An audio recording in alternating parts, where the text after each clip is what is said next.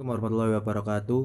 Di sini kami dari kelompok satu akan menjelaskan tentang dasar akuntansi dan perusahaan. Sebelum itu, saya akan memperkenalkan kelompok saya. Yang pertama ada Vira, Wulan, Vendo, dan saya sendiri. Baik, yang pertama-tama adalah perusahaan.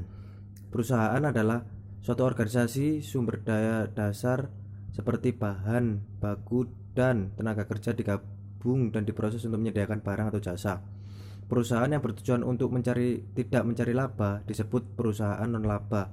Contohnya adalah pemerintah dan lain-lain. Jenis-jenis usaha. Usaha jasa. Satu, usaha jasa menyediakan jasa untuk pelanggan. Contohnya Plaza Indonesia, Hotel, Bank Mandiri, Garuda Indonesia. Dua, usaha dagang menjual produk diperoleh dari pihak lain ke pelanggan. Contohnya Matahari dan supermarket. Tiga, ada usaha manufaktur mengubah input dasar menjadi produk yang dijual kepada pelanggan individu. Contohnya adalah sepatu bata dan lain-lain. Jenis identitas usaha. Satu, perusahaan dan perseorangan dimiliki oleh suatu individu. Dua, persekutuan mirip dengan perusahaan perseorangan tapi dimiliki oleh dua atau lebih. Tiga, ada perseroan diatur dalam peraturan perundang-undang sebagai entitas hukum terpisah yang dikenakan pajak. Saya akan membacakan tema peranan etika dalam bisnis. Prinsip moral yang mengarahkan individu dalam bertindak disebut etika. Berikut adalah pelanggaran etika. Pertama, karakter individu. Pelaku bisnis yang memiliki etika mempunyai karakter menjunjung tinggi kejujuran, integritas, dan keadilan saat menghadapi tekanan untuk menutupi kebenaran. Kedua, budaya perusahaan. Dengan perilaku dan sikap para manajer senior dan perusahaan dapat menentukan budaya perusahaan. Yang ketiga, hukum dan penegaknya. Banyak yang menyalahgunakan lemahnya penegakan hukum memiliki andil atas terjadinya penyalahgunaan pelaporan keuangan. Berikut adalah contoh-contoh kecurangan praktik akuntansi dan bisnis di Amerika Serikat pada tahun 2000-an. Perusahaan pertama yaitu American International Group (AIG). Kecurangannya, keluarga Rigas memperlakukan aset perusahaan seperti milik pribadinya. Akibatnya, keluarga Rigas terbukti bersalah dan kehilangan investasi mereka di perusahaan tersebut. Yang kedua adalah via communication. Kecurangannya menggunakan transaksi akuntansi fiktif untuk menggelembungkan laba. Akibatnya, CEO mengundurkan diri. Para eksekutif dituntut AIG membayar denda senilai 126 juta US dollar.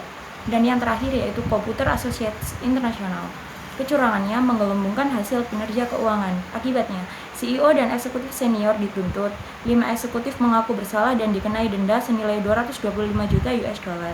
Berikut adalah kecurangan yang terjadi di Amerika Serikat pada tahun 2000-an. Terima kasih. Assalamualaikum warahmatullahi wabarakatuh. Saya Vendo Mustafa ingin melanjutkan presentasi profesi akuntansi. Yang pertama, akuntansi keuangan. Sangat terkait dengan pencatatan dan pelaporan data dan aktivitas ekonomi suatu perusahaan. Laporan ini berguna bagi manajer dan merupakan laporan utama bagi pemilik usaha, kreditor, badan pemerintah, dan yang kedua, akuntansi manajerial atau akuntansi manajemen. Menggunakan akuntansi keuangan maupun data estimasi untuk membantu manajemen dalam menjalankan aktivitas operasional harian dan merencanakan operasional di masa depan. Yang ketiga, akuntan swasta, yaitu akuntan yang bekerja di perusahaan atau organisasi nirlaba. Yang keempat, akuntan publik, yaitu akuntan yang memberikan jasa untuk mendapatkan imbalan atau honor.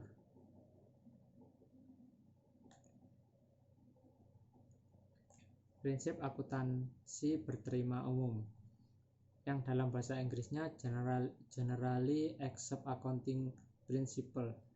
Sebagai buku akuntansi menggunakan istilah prinsip akuntansi yang berlaku umum, prinsip akuntansi yang berterima umum, atau prinsip akuntansi yang lazim. Prinsip akuntansi berterima umum memungkinkan investor dan para pemangku kepentingan untuk membandingkan laporan keuangan atau perusahaan. Konsep entitas bisnis. membatasi data ekonomi dalam sistem akuntansi ke data yang berhubungan langsung dengan aktivitas usaha. Sebagai contoh, akuntansi perusahaan yang dimiliki oleh satu orang atau perusahaan perseorangan akan mencatat aktivitas-aktivitas bisnis saja, bukan aktivitas aset atau utang pribadi dari si pemilik.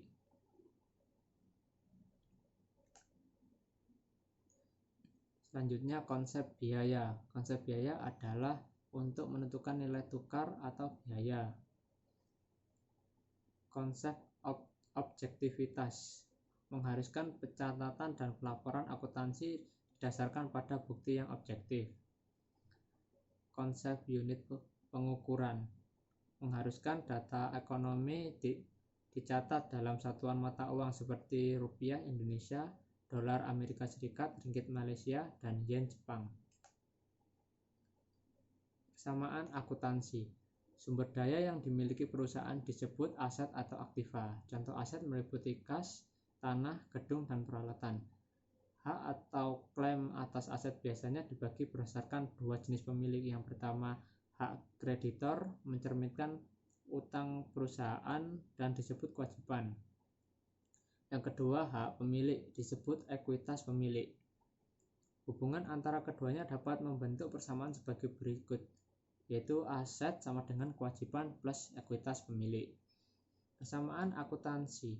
Kewajiban biasanya disebutkan sebelum ekuitas pemilik dalam persamaan akuntansi karena kreditor memiliki hak pertama. Kesamaan akuntansi. Kewajiban biasanya disebutkan sebelum ekuitas pemilik dalam persamaan akuntansi karena kreditor memiliki hak pertama atas aset.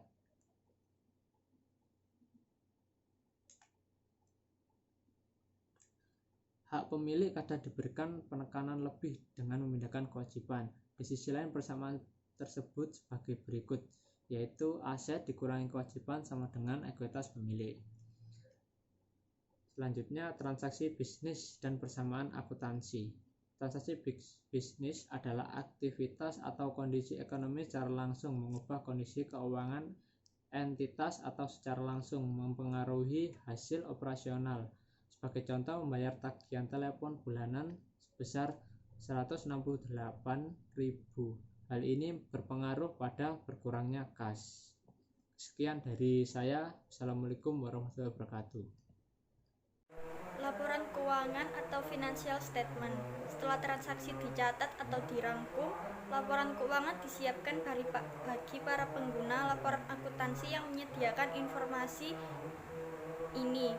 Laporan keuangan utama bagi perusahaan perseorangan adalah laporan laba rugi, laporan ekuitas pemilik, neraca, dan laporan arus kas. Urutannya adalah 1. Laporan laba rugi. Laporan ini diringkas dari pendapatan dan beban untuk suatu periode waktu tertentu. Yang kedua, laporan ekuitas pemilik. Laporan ekuitas pemilik adalah menyajikan perubahan dalam ekuitas pemilik untuk suatu waktu tertentu. Laporan ini disebut setelah laporan laba rugi karena laba bersih atau rugi bersih periode harus dilaporkan di laporan ini. Yang ketiga, laporan arus kas. Ringkasan dari laporan ini adalah penerimaan dan pembayaran kas untuk periode waktu tertentu seperti 1 bulan atau 1 tahun. Laporan arus kas terdiri dari atas 3 bagian: arus kas aktivasi operasi, arus kas dari aktivitas investasi, dan dari pendanaan. Dari penjelasan tersebut dapat disimpulkan bahwa akuntansi adalah suatu sistem yang menyediakan laporan untuk para pemangku kepentingan mengenai aktivitas dan kondisi ekonomi.